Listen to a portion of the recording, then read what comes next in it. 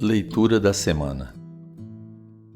Livro Fonte Viva, psicografado por Chico Xavier, pelo Espírito Emmanuel.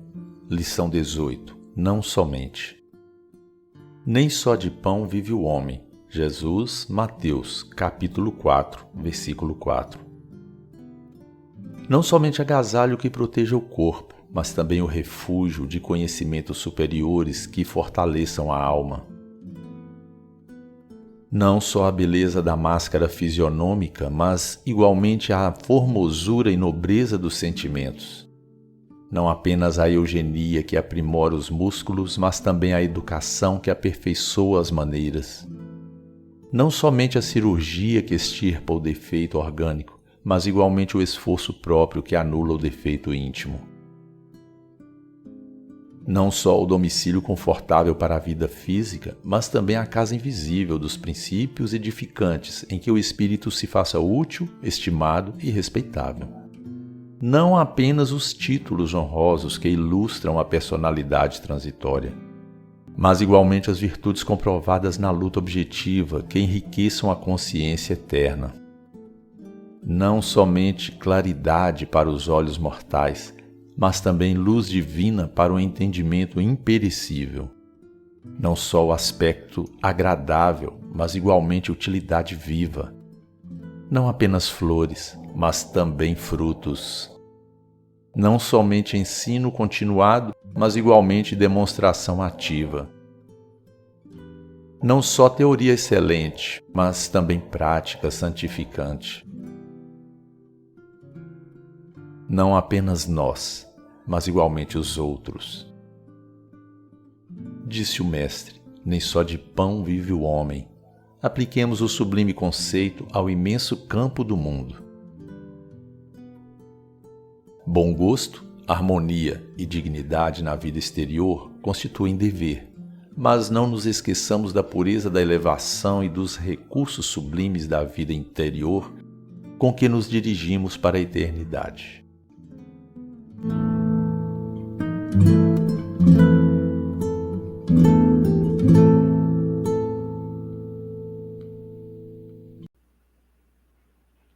Bom dia, a nossa fraternal saudação com votos de paz e luz a todos.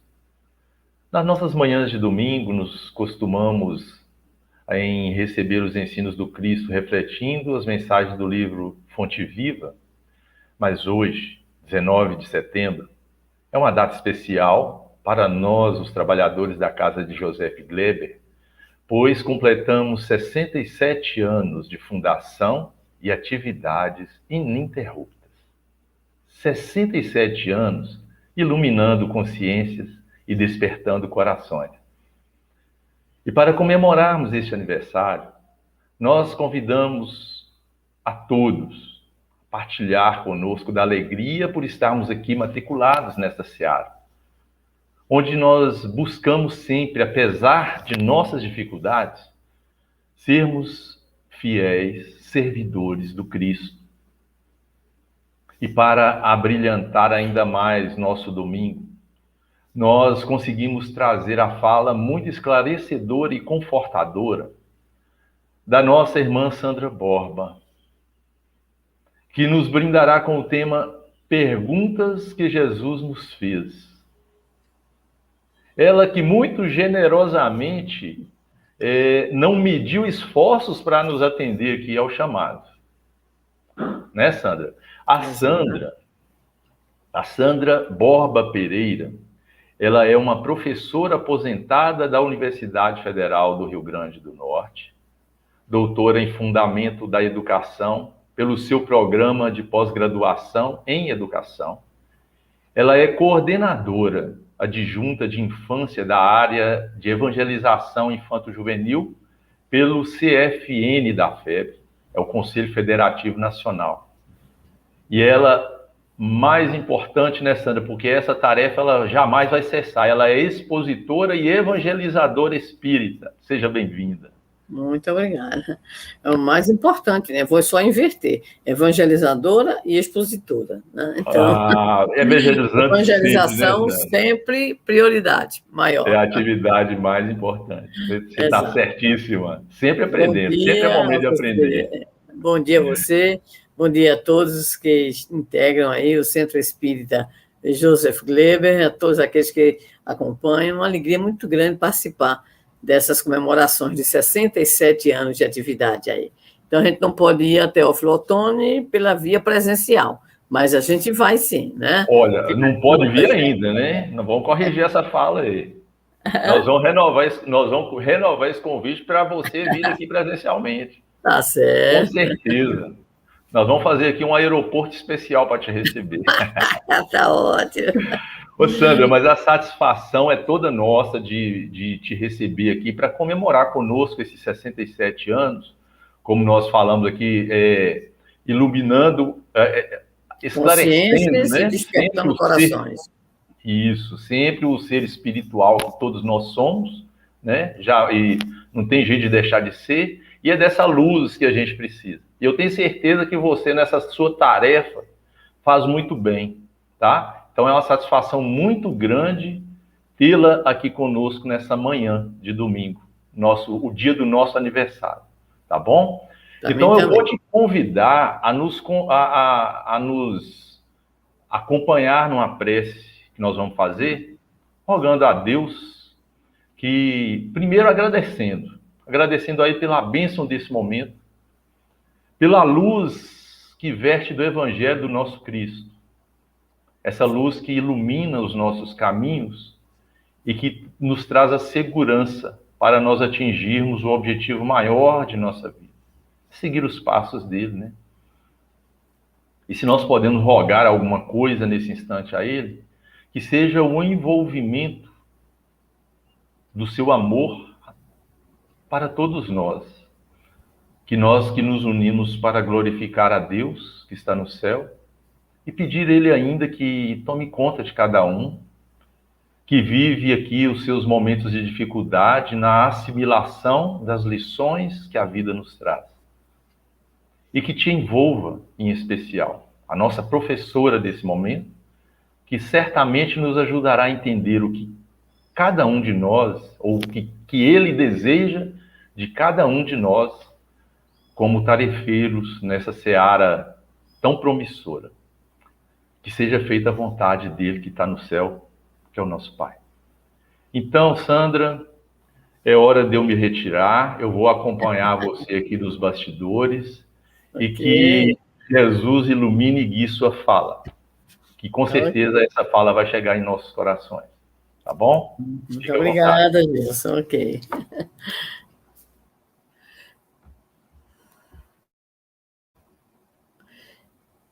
Preciso saber primeiro se está ouvindo bem, está tudo tranquilo aí?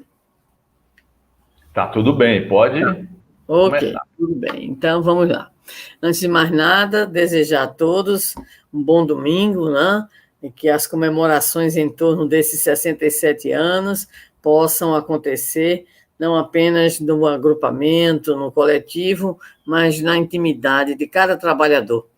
Agradecendo, como falou o nosso Gilson, a oportunidade de pertencer a esta casa, de estar nesta seara, que é, sem dúvida alguma, uma escola de bênçãos, um celeiro de atividades, uma oportunidade ímpar que todos nós recebemos ao, de fato, sermos também recebidos pelo plano espiritual, a fim de, neste educandário de luz, que é a Casa Espírita, podermos nos preparar, estudando, participando, convivendo e, principalmente, se assim o desejarmos, trabalhando em benefício do outro, do próximo, e trabalhando em benefício do nosso próprio processo íntimo de renovação e de transformação. Então, inicialmente, as nossas palavras são de parabenizar aqueles que integram homens e espíritos, os pioneiros, os atuais trabalhadores, todos aqueles que compõem a comunidade espiritual do Centro Espírita Joseph Gleber. 67 anos, não são 67 dias, nem 67 meses. Ou seja, é um grupo maduro, é um grupo que está andando, caminhando para os 70 anos. E, como diz o Espírito Camilo, a gente vai agregando cada vez mais créditos quando a Casa Espírita segue ininterruptamente nas suas tarefas. Muita gente pergunta, créditos para quê? E a gente responde com o Camilo, para trabalhar mais ainda. Então, nosso desejo é que esta pandemia não tenha levado os trabalhadores, né? Que a partir do momento em que nos preparamos ainda de modo tão preliminar para o retorno das atividades presenciais, conservando também algumas outras atividades neste formato, que nós possamos dizer, estamos aqui, qualquer que seja a situação, estamos aqui para continuar nosso aprendizado e nosso serviço. De fato, o movimento espírita vive um momento excepcional, diferente. Há 1 ano e 4 meses aproximadamente atrás, fomos surpreendidos, né? E, de repente, nós que vivíamos, né, na Casa Espírita, desenvolvendo as atividades na instituição, muitos viajando para cumprir programações, como era o meu caso e de muitos outros, e, de repente, a gente vê suspensa a atividade X, a atividade Y, enfim, nós vemos as casas fecharem, em sua grande maioria, as suas portas, até por determinação, né, dos órgãos oficiais no campo sanitário de prevenção, e nós fomos jogados, vamos dizer assim, a um conjunto de atividades que realizávamos, mas de modo mais eventual, né?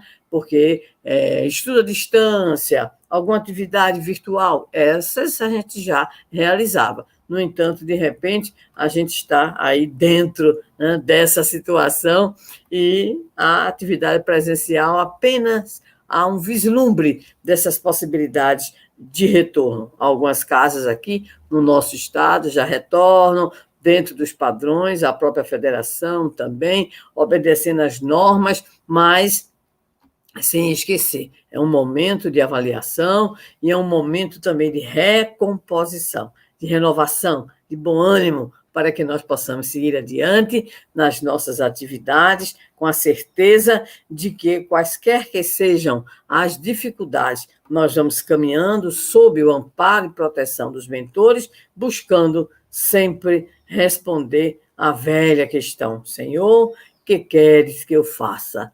Pergunta feita por Paulo, às portas de Damasco, repetida por Francisco de Assis posteriormente, e é sempre essa a questão.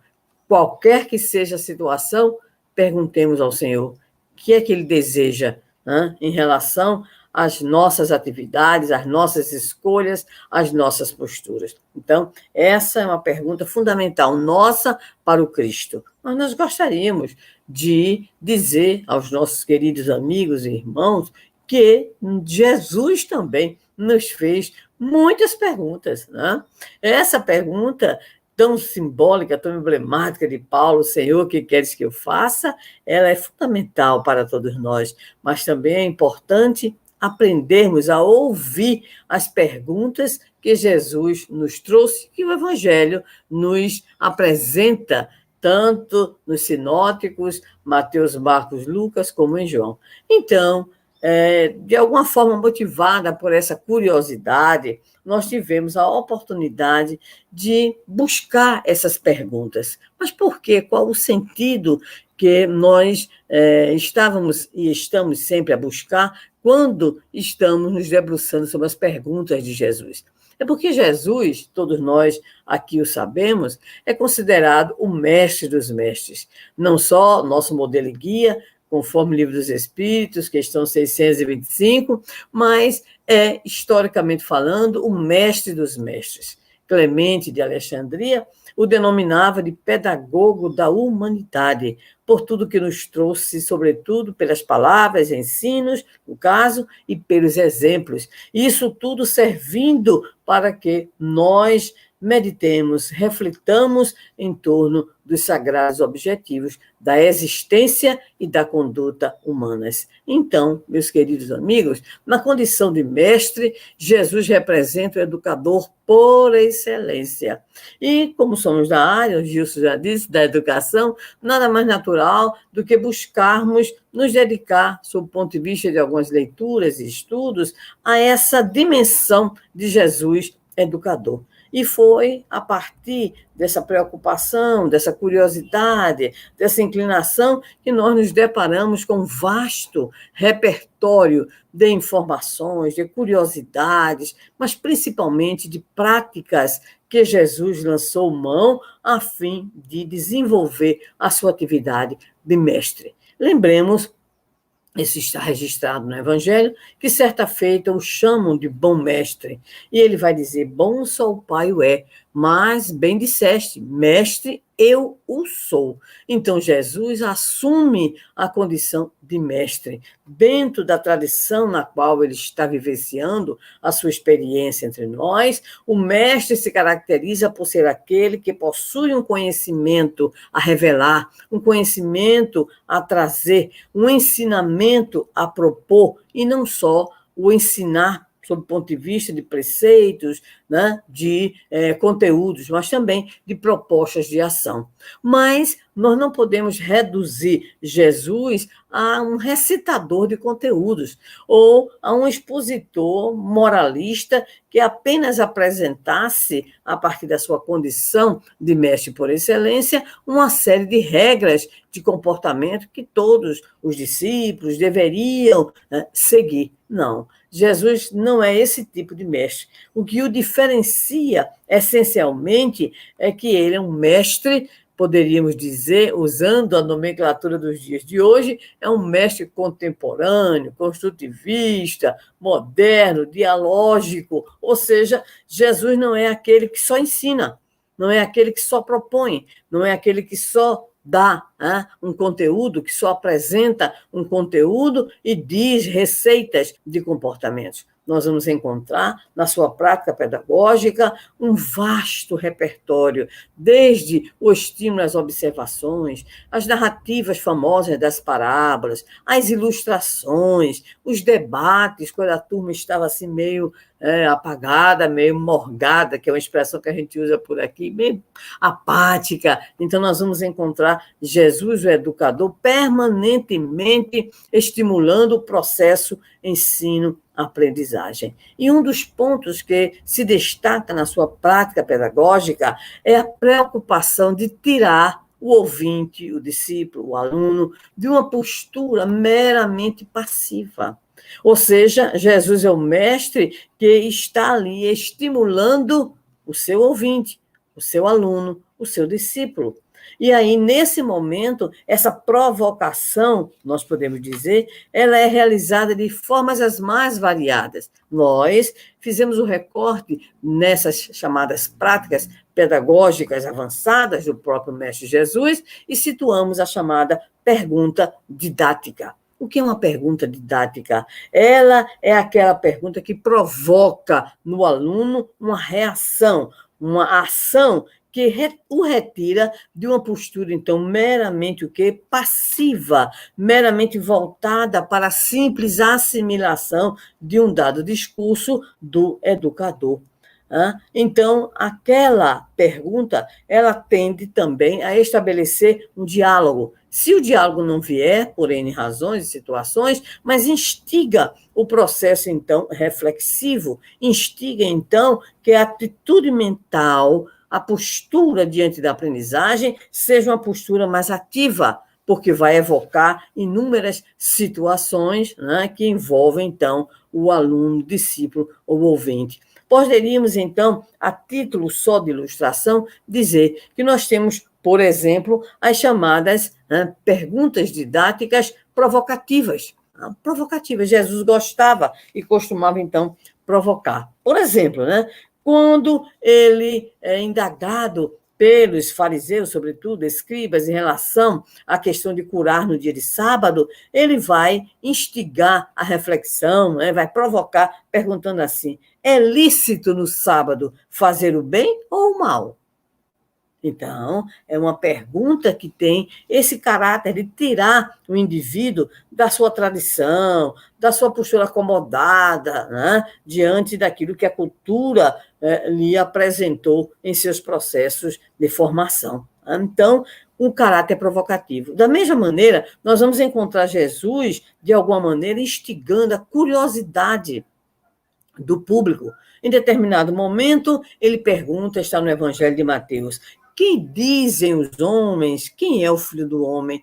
Que dizem os homens que eu sou? Né? Então, ele apresenta essa pergunta e, curiosamente, ele quer saber aquilo que dizem, ou seja, o que é que circula, qual é a fofoca, entre aspas, né? O disse-me-disse em relação à sua pessoa. Então, ele mesmo provoca, né? E ele mesmo estimula, então, esse ato de curiosidade para que aqueles que o ouviam pudessem, de alguma forma, buscar também as informações. A curiosidade, dizem os estudiosos da área, é o motor do conhecimento. Sem ela, nós não estamos preparados a iniciar todo esse processo que não é fácil, né? A construção do conhecimento. Então, a curiosidade é a mola propulsora e Jesus soube, como ninguém, utilizar essas possibilidades. Mas Jesus também quer que o seu ouvinte, ele reflexione, ele saia daquela postura, vamos dizer assim, né, de assimilação. Aprendi, assimilei, guardei, memorizei, para uma atitude de pensamento num grau mais elevado.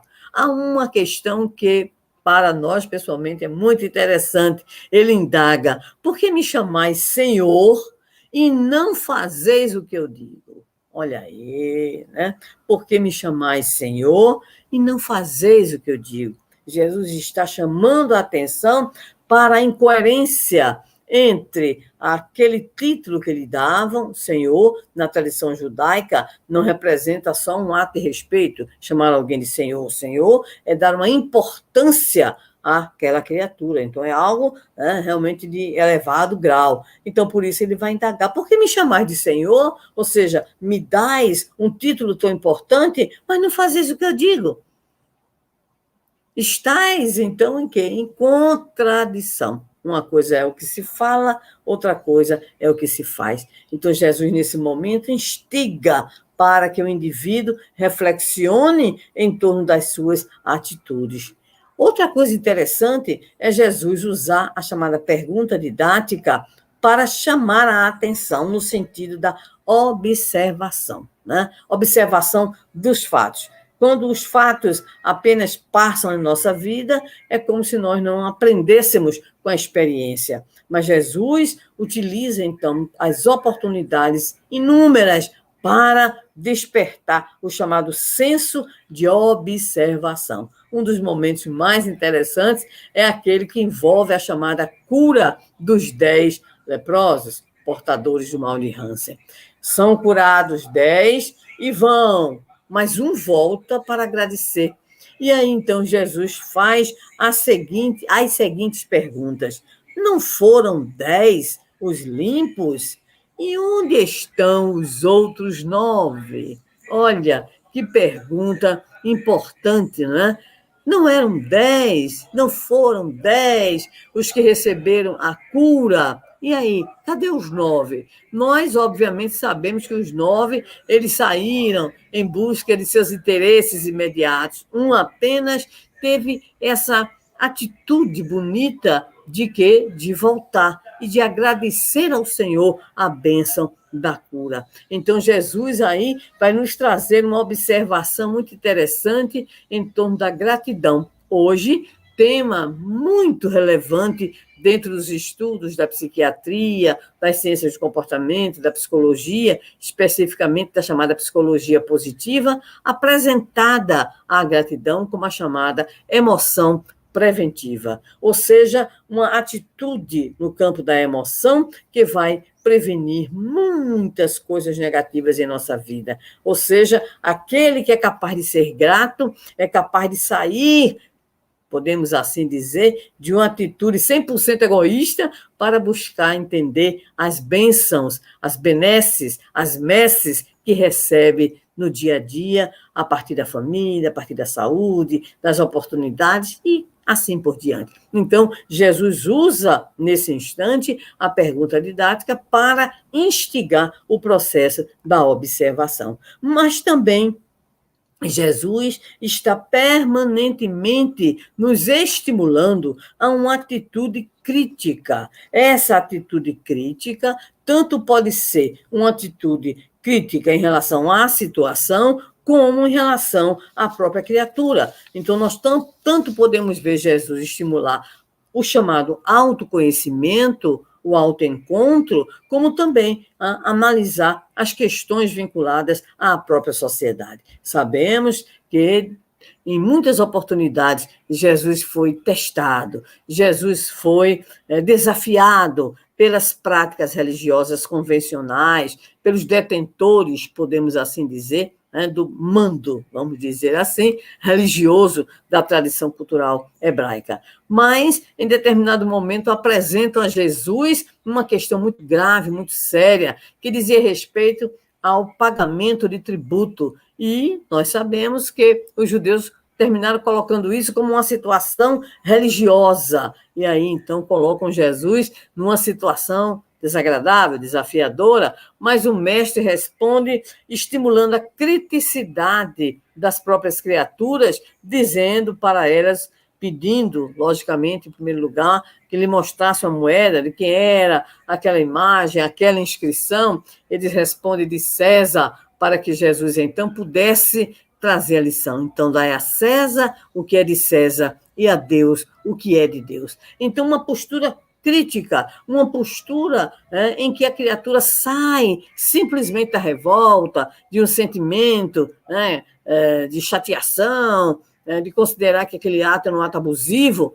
Jesus estabelece, então, para nós o critério muito importante da criticidade. Há um outro momento muito interessante desse estímulo à criticidade e, ao mesmo tempo, um estímulo ao autoencontro, em que Jesus vai nos fazer a célebre pergunta. Este momento, em especial, aquele momento em que Jesus vai nos indagar, e o comentário, rapidamente, está também lá no Evangelho, capítulo 24, itens 17 a 19, Evangelho segundo o Espiritismo. Então, ele vai nos perguntar, vai levantar esta ponta reflexiva para nós, pois que adianta ao homem ganhar o mundo inteiro e perder a sua alma? Ou seja, qual é a sua visão de mundo? Qual é o sentido que você atribui à própria vida? Como você lê essas situações? Se fosse hoje, então, com tantos apelos que nós recebemos a buscar ganhar a vida meramente material, projeção, beleza, juventude, um alto grau de consumo e assim por diante. E Jesus indaga, o que adianta isso e você perder a sua alma? Perder o quê? A oportunidade reencarnatória, perder a bênção do aprendizado, a bênção das experiências e do progresso moral, do progresso intelectual, do progresso completo, podemos assim dizer. Então, ele estimula essa criticidade, essa possibilidade que o indivíduo tem de olhar o mundo, mas olhar o mundo não apenas como quem está mergulhado, completamente mergulhado, mas alguém que é capaz de lançar um olhar de questionamento, um olhar para saber se aquilo que está sendo apresentado como verdadeiro é verdadeiro, aquilo que está na tradição é correto. É muito interessante quando nós observamos, aí é uma outra pergunta, é um outro momento muito grave, muito sério, é quando Jesus está em outro teste, que é o da mulher adúltera, e ele, então, estará dizendo, atire a primeira pedra aquele que estiver sem pecado. Sabemos da história, vão saindo, primeiro os mais velhos, tinham tido mais tempo de errar, mas o que é interessante é a pergunta que ele faz à mulher: ninguém te condenou? Ela diz: não, Senhor. E a resposta todos conhecemos: então vai, de futuro, não tornes a pecar. Ninguém te condenou, mas não precisa que nós recebamos a condenação do outro. A consciência é que é a nossa mestra, né? Nós devemos saber o que é o certo e o que é o errado a partir da ação completamente nossa, totalmente nossa, mesmo que se dê no coletivo, mas da nossa consciência, que vai estabelecer para nós as escolhas. Naquele momento, Jesus estimula uma criticidade impressionante daqueles que ali estão. A tradição dizia que a mulher adúltera devia ser apedrejada, mas também tinha, de alguma forma, uma punição para o adúltero. Só que naquele momento o adúltero fugiu, deu tchau e bênção, e fica a mulher no meio daqueles loucos, né, para fazer a justiça com as próprias mãos. Mas, sem dúvida alguma, um dos pontos mais interessantes da pergunta didática de Jesus é exatamente aquele que se volta para o autoencontro. Jesus usa a pergunta para tirar aquele ouvinte da sua zona de conforto e fazer o mergulho interior. Esse mergulho interior é muito importante, porque sem ele nós não encontramos a chamada chave do progresso individual, ou seja, sem o autoconhecimento. Então, Jesus, ele vai nos propor a seguinte questão: e por que reparas tu no argueiro que está no olho do teu irmão e não vês a trave que está no teu olho? É uma pergunta didática de estímulo ao chamado autoencontro. Então, por que olhar algo tão pequenino no outro quando nós estamos com a trave em nossos olhos, não é? Então, Jesus usa essa possibilidade de nos tirar do nosso, vamos dizer assim, nosso comodismo, da nossa autoaceitação. Para o quê? Para nos revelar, então, essa necessidade constante de avaliação de nós mesmos e das nossas atitudes. Por fim, nós identificamos um outro ponto em que Jesus usa a pergunta didática, é a questão da visão de futuro. Essa visão de futuro é tão interessante que vai nos mostrar um Jesus preocupado com a nossa leitura em relação ao que viria. Então, em dado momento, ele diz algo que deve ter gerado naqueles que o ouviam um certo mal-estar. Ele vai dizer assim: cuidais vós, que vim trazer a paz à terra, não vim trazer a paz, mas a espada. Ele mesmo respondeu. O que ele está falando? Né?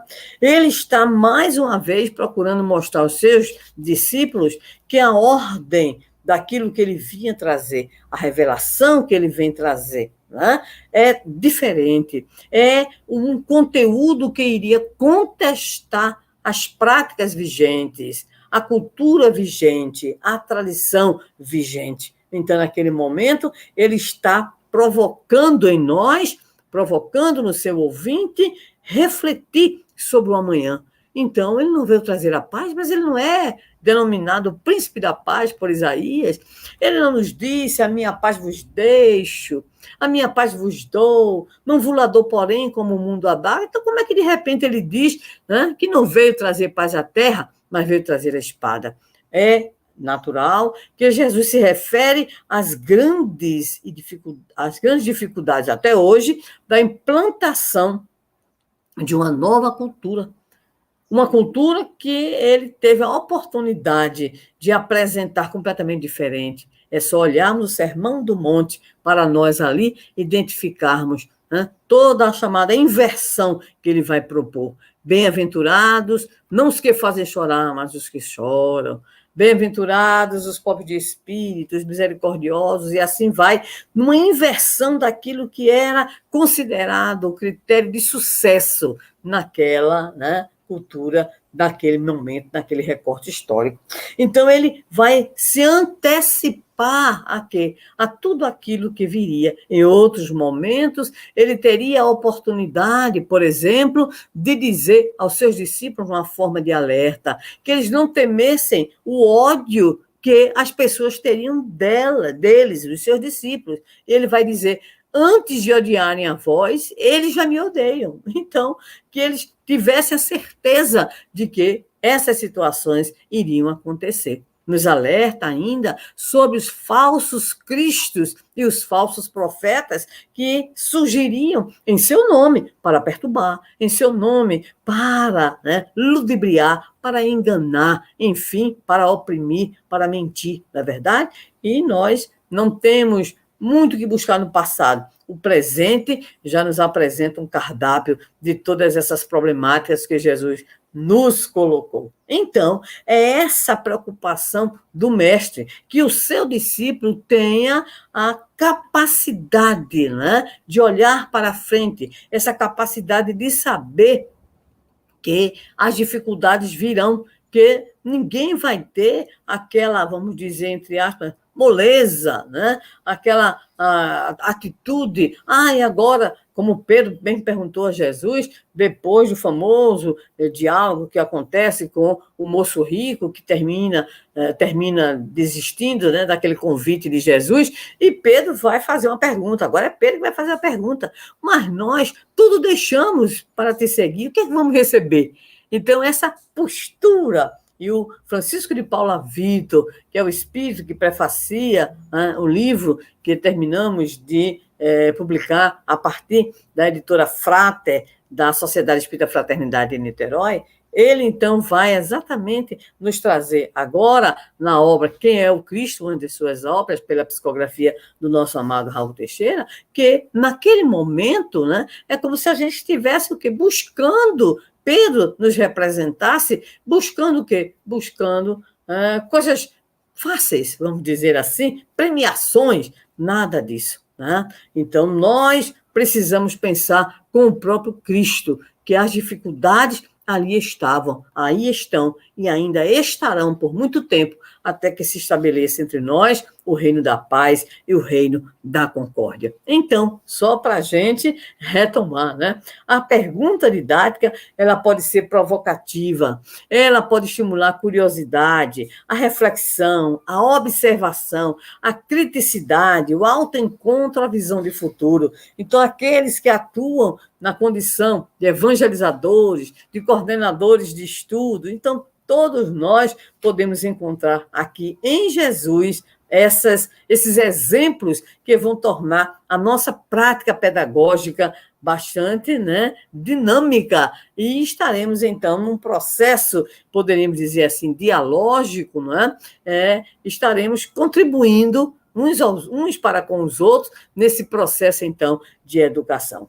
Mas gostaríamos ainda de trazer para os nossos irmãos que, nesta obra que lançamos, escolhemos 20 perguntas, e essas 20 perguntas, elas se encontram, como dissemos, em todos os evangelhos, pegamos uma aqui, outra ali, e nós apresentamos primeiro a contextualização, como é que surge aquela pergunta, em que momento surge aquela pergunta, procuramos trazer algumas reflexões, e depois nós voltamos para o leitor com a mesma pergunta que Jesus nos apresentou. Então, nós vamos trazer, nesses minutos que ainda temos, alguns exemplos. Então, vamos trazer para as nossas meditações nesta manhã de domingo, uma pergunta muito interessante que se encontra no Evangelho de Mateus 6,38, em que Jesus pergunta: o que tendes? O que é que aconteceu? Aliás, está em Mateus, não, está em Marcos, desculpe, Marcos 6,38. O que é que aconteceu? É que Jesus faz as suas pregações, nós já sabemos que Jesus, quando ele saía para pregar, saía um grupo atrás dele. Daqui a pouco não era um grupo, era uma pequena multidão. Daqui a pouco era uma grande multidão. E este fato, cuja pergunta nós selecionamos, ele está exatamente num dia, aliás, no fim de dia, né, em que uma multidão seguiu a Jesus por todo dia, buscando as manifestações das suas palavras, das suas curas e assim por diante. Milhares de criaturas. Eram homens, jovens, anciãos, mulheres conduzindo crianças, todos seguindo a Jesus pelo seu magnetismo em especial. E então, em determinado momento, já numa hora um pouco mais avançada, os discípulos chegaram para Jesus e disseram assim para ele: Senhor, o lugar é deserto e o dia já está muito adiantado. Despede-os para que vão aos lugares e aldeias circunvizinhas e comprem pão para si, porque não têm o que comer. Esta, é a admoestação que os discípulos, então, apresentam a Jesus. E aí, o que é surpreendente é porque Jesus olha para eles, e diz assim, para eles simplesmente: vocês, então, alimentem a multidão. Olha, milhares de criaturas. Os discípulos ficaram horrorizados, E aí disseram assim: mas, Senhor, nós não temos pão para suprir a essa necessidade. E aí, então, Jesus faz esta pergunta que escolhemos. Ele pergunta: quantos pães tendes? E a resposta: Senhor, 5 pães e 2 peixes. Essa foi a resposta. Ora, ele então mandou que assentassem a multidão em grupos de 150 e provocou o que nós conhecemos como a multiplicação dos pães e dos peixes. Marcos diz que eram 5.000, fora mulheres, crianças, e todos ficaram fartos. Mas a pergunta é esta: o que tendes? Ora, na hora da dificuldade, Jesus não disse: meu Deus, é mesmo, vamos dispensar esse povo, Vamos mandar esse povo aí para as aldeias, para as cidades, para comprar. Não, ele não quis afastar o problema. Ele simplesmente perguntou: o que é que você tem? O que é que vocês, no caso os discípulos, têm? Mas, Senhor, nós temos só 5 pães e 2 peixes. Não dá para alimentar, vamos dizer assim, essa multidão. Então, entendemos que aqui a proposta de Jesus, ela envolve todo um sentido simbólico, um sentido muito profundo e que diz respeito à forma como nós vamos, enquanto criaturas, enfrentar as situações que a vida nos apresenta. Qual é a nossa postura diante da dificuldade? Porque a postura dos discípulos foi o que a gente pensa até lógica, Então, manda, Senhor, a multidão. Mas aí o Senhor disse: não é, o caminho não é isso, não. O caminho é outro, Então, o que é que ocorre? Muitas vezes nós vemos o problema tão grande, a dificuldade tão grande, que aí a gente já resolve com essa ou aquela fuga, ou então essa ou aquela negativa, ou então simplesmente colocar para outro a responsabilidade de sanar aquela dificuldade, aquela problemática. Então, nós temos, de fato, muito pouco a oferecer, pela nossa condição evolutiva ainda, pelas nossas profundas dificuldades, não é verdade? Mas acontece que nós temos tantos exemplos interessantes, dentro do próprio Evangelho. Quando nós, por exemplo, observamos Maria receber a revelação do Espírito Gabriel sobre o filho e sobre todas as dificuldades que ela enfrentaria. Naquela hora, ela podia ter dito: anjo, escolhe outra, passo a vez, e ela vai dizer: eis aqui a serva do Senhor, cumpra-se em mim segundo a tua palavra. Na hora que o nosso codificador Allan Kardec, ao tomar conhecimento da missão e que ele iria enfrentar muitas e muitas dificuldades, o Espírito de Verdade não escondeu que ele mais teria na frente da dificuldade, de decepções. Ele vai dizer, conforme está lá em Obras Póstumas: Senhor, pois que te dignaste lançar os olhos sobre mim para cumprimento dos teus desígnios, faça-se a tua vontade. Está nas tuas mãos a minha vida, dispõe dos teus servos. né? Então, são pessoas que vão apresentar uma atitude não de fuga do problema, não de transferência do problema, da dificuldade, e não de chorar diante da dificuldade. Mas Jesus pergunta de novo: o que tens? Simbolicamente, o que é que isso significaria para nós? Diante dos problemas, das dificuldades, o que é que nós temos a oferecer? Qual é a nossa cota de quê? De coragem, de fé, de confiança em Deus, né? Então, nessa hora, os discípulos responderam: 5 pães, 2 peixes. E Jesus vai continuar quando nós apresentarmos a Ele uma dificuldade, um problema. Senhor, aqui está uma doença. Senhor, aqui está a pandemia. Senhor, aqui está o desemprego. Senhor, aqui está a violência. Senhor, aqui está o meu desânimo. Ele vai perguntar: o que tendes?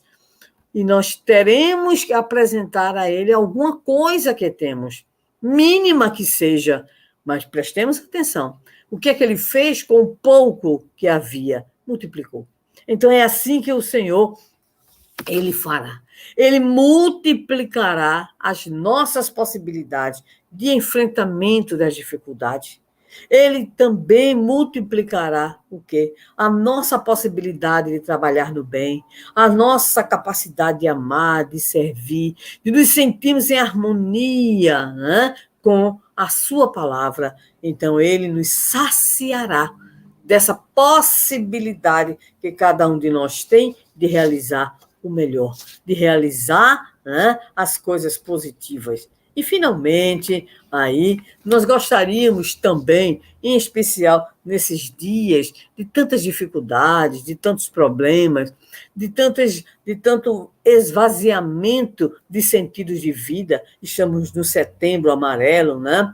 Então, tantas pessoas com essa dificuldade a que nos reportamos de enfrentarem dificuldades, se considerando muitas vezes carregando tão pouco, né? E esquecendo de que Jesus multiplica.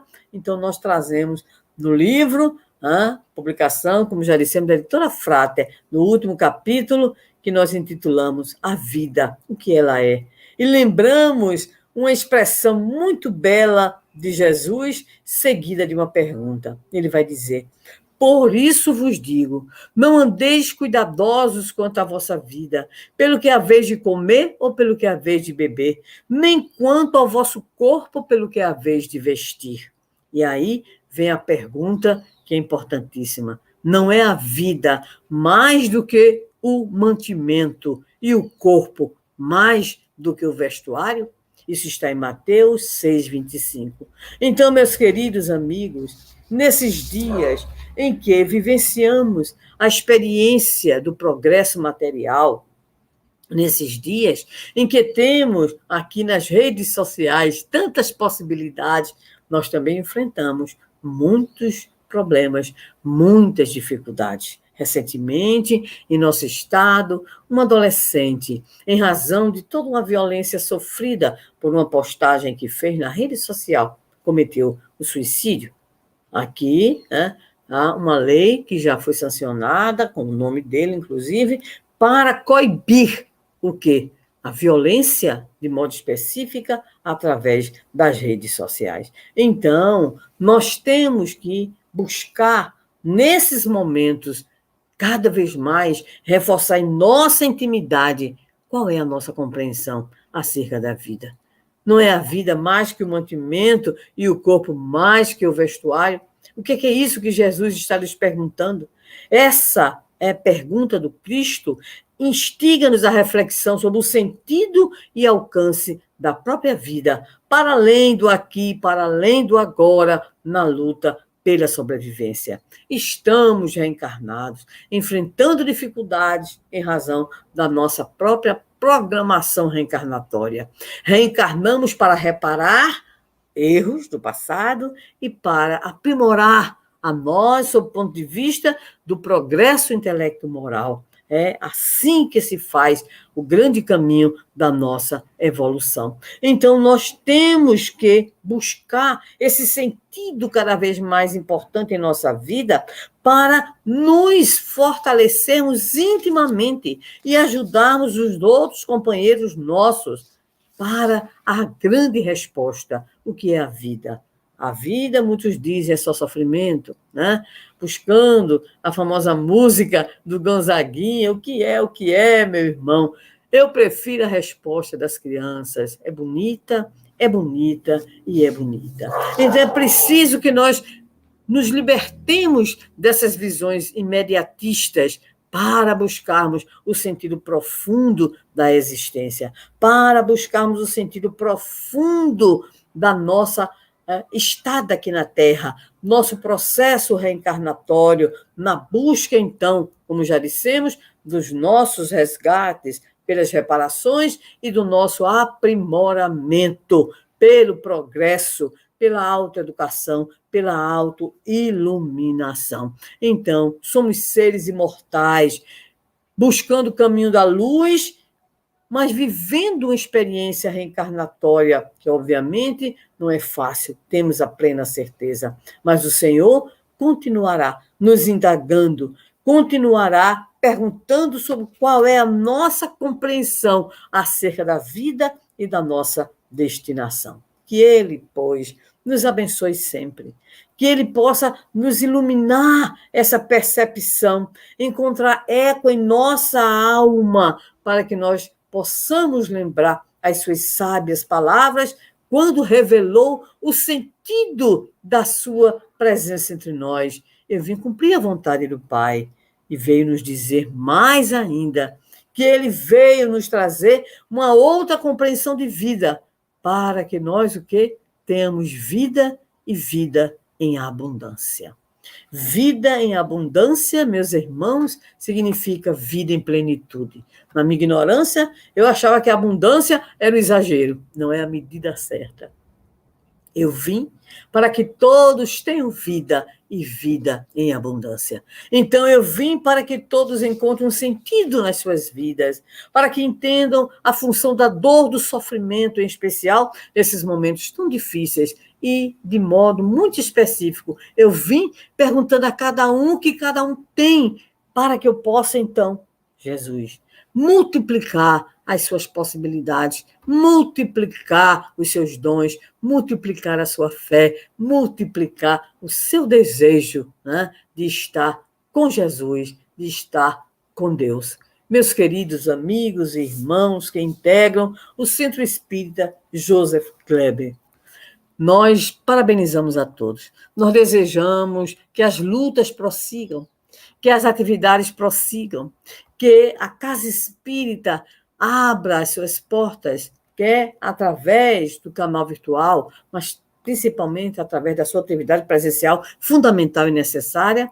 para acolher os filhos do Calvário, para desenvolver através do seu programa de luz e de libertação tudo aquilo necessário para que, de fato, possamos cumprir aquilo que está previsto para nós, espíritas, obreiros do Senhor, trabalhadores da última hora, chamados que somos a operar primeiramente em nós e auxiliar todo o processo de construção de uma nova era para a humanidade.